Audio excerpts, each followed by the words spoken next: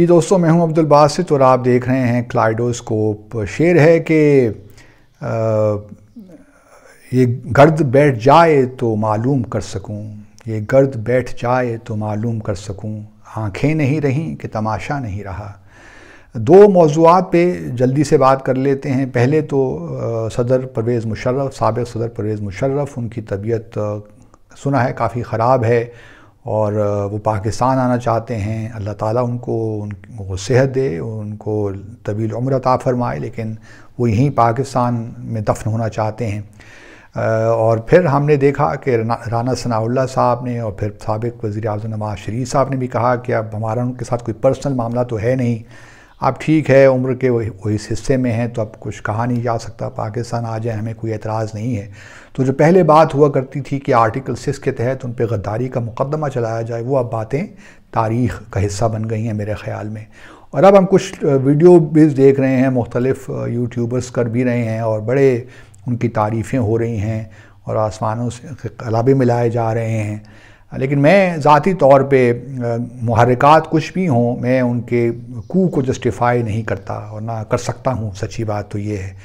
اور دوسرا جو ہے گو کہ ان کے انیشل 3 سالوں میں بڑی ہم نے اکنامک گروتھ دیکھی، لیکن وہ بھی پھر سیاست کا شکار ہو گئے، اور پھر خاص طور پہ 9/11 میں جس طرح معاملات چلے، کیونکہ ان کو لیجیٹیمیسی چاہیے تھی اور امریکہ نے ان کو لیجیٹیمیسی دی، تو وہ بالکل ایک لحاظ سے بچ گئے، اور جو امریکہ ہمیں کہتا رہا ہم کرتے رہے، یہاں تک کہ ہم نے یہاں پہ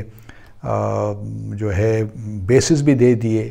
اور پھر بھارت کے ساتھ جو سب سے بڑا پرابلم میں نواز شریف اپنے مشرف صاحب کے حوالے سے دیکھتا ہوں کہ وہ انہوں نے جس طرح 6 جنوری 2004 کو اٹل بہاری واجپئی کے ساتھ یہاں اسلام آباد میں ایک جوائنٹ اسٹیٹمنٹ سائن کی، وہ کشمیر کاز کو ایک بہت بڑا دھچکا تھا، آپ یقین جانیے۔ ایک تو یہ ہے کہ ہم نے امپلیسٹلی یہ قبول کر لیا کہ وہاں پہ مقبوضہ جموں اور کشمیر میں دہشت گردی ہو رہی ہے، اور یہ ایک بہت ہی بڑا سیٹ بیک تھا، اور آج تک ہم اس نیریٹو سے نہیں نکل پائے۔ بہرحال اب کیا کہہ سکتے ہیں، واپس آ جائیں، جس طرح میں نے پہلے کہا، اللہ تعالیٰ ان کو صحت دے، لیکن یہ ہے کہ پھر وہ بھی سیاست کا شکار ہو گئے۔ پھر انہوں نے کہا پھر آپ کو ان کی وہ مئی 2008 کی اسٹیٹمنٹ بھی یاد ہوگی کہ جی، یا 7 کی 2007 کی، جو انہوں نے یہاں پہ فسٹ بتایا کہ جی میری کرسی بڑی مضبوط ہے، اور پھر جو کراچی میں ہوا 12 مئی کو، وہ بھی ہم سب جانتے ہیں۔ تو ایک لحاظ سے جب ڈکٹیٹر بنتا ہو تو اس کو اپنے بارے میں بہت سی خوش فہمیاں ہو جاتی ہیں، غلط فہمیاں ہو جاتی ہیں کہ وہ سب کچھ ہے، وہ سب کچھ کر سکتا ہے، لیکن دیکھیے اللہ کی جو لاٹھی بے آواز ہوتی ہے، اور انسان کو جو تکبر اور انا ہے، اس سے انسان کو معافی مانگتے رہنا چاہیے، کیونکہ یہ وہ 2 چیزیں ہیں۔ تکبر خاص طور پہ یہ صرف اللہ کی ذات کے لیے ہے، اور اگر انسان میں تکبر آ جائے، غرور، انا، تو یہ وہ چیزیں ہیں جو انسان کی تباہی کا باعث بنتی ہیں، اس کے زوال کا باعث بنتی ہیں۔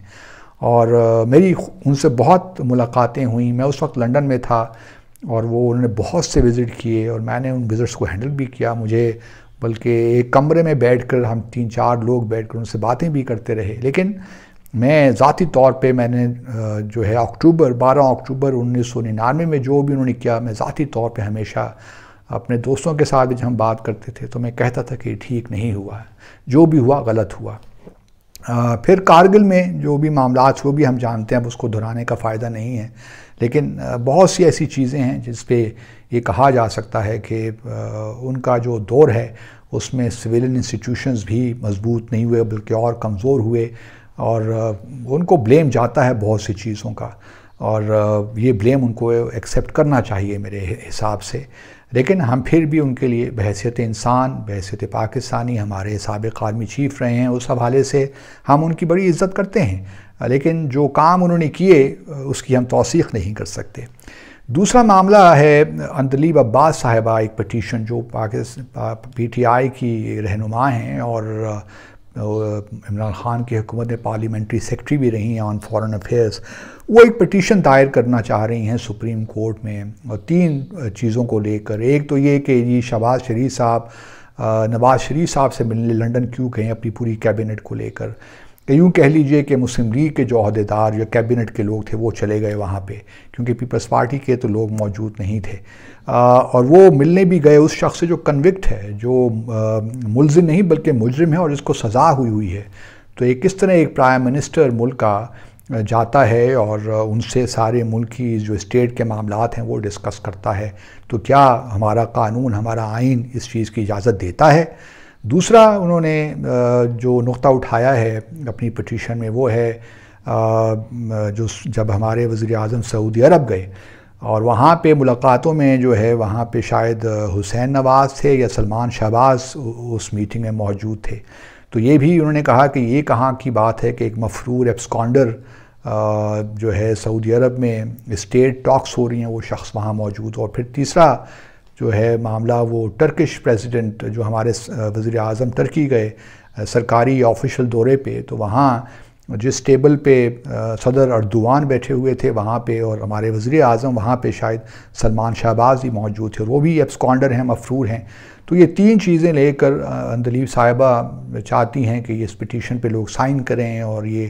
سپریم کورٹ تک جائے، کیونکہ یہ ہمارا آئین اور ہمارے جو آفیشل سیکرٹس ایکٹ ہیں اور یہ سارے جو مذاکرات ہیں، یہ تو ایک دنیا کے ساتھ جو ہمارا انٹریکشن ہے ایک مذاق سا بن کے رہ گیا، اور بات وہ ٹھیک کرتی ہیں۔ دنیا ہم کیا کہتی ہوگی، کیسے لوگ ہیں کہ سلمان شہباز صاحب یہ لوگ پاکستان واپس جا نہیں سکتے اور یہاں پہ آ جاتے ہیں، اور پھر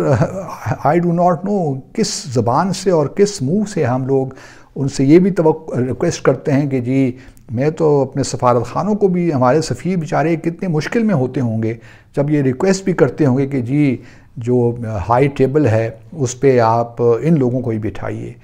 تو کتنا مشکل ہو جاتا ہوگا، اور ہوتا ہے یقینی اعتبار سے ہوتا ہے۔ اور تو عندلیب صاحبہ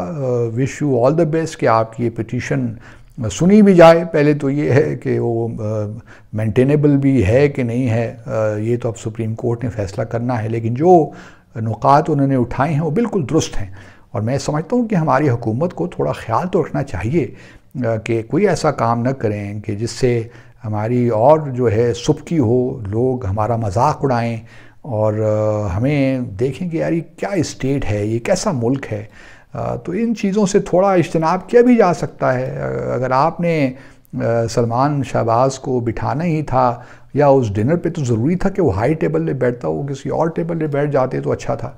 تو لیکن اب کیا کریں کہ یہاں پہ آپ کسی کو مشورہ بھی نہیں دے سکتے، مشورہ دیں تو وہ الٹا آپ کے گلے پڑ جاتا ہے، یہ بھی ایک بڑا مسئلہ ہے۔ لیکن بہرحال عندلیب صاحبہ کو I can only wish good luck, اور میں امید کرتا ہوں کہ لوگ زیادہ سے زیادہ اس پٹیشن پہ دستخط کریں گے تاکہ ایک سپریم کورٹ اس کیس کو کم از کم سنے تو صحیح، اس کے بعد فیصلہ کیا کرتی ہے وہ تو پھر بات کی بات ہے۔ اپنا خیال رکھیے، دیکھتے رہیے کلیڈوسکوپ۔ اللہ حافظ۔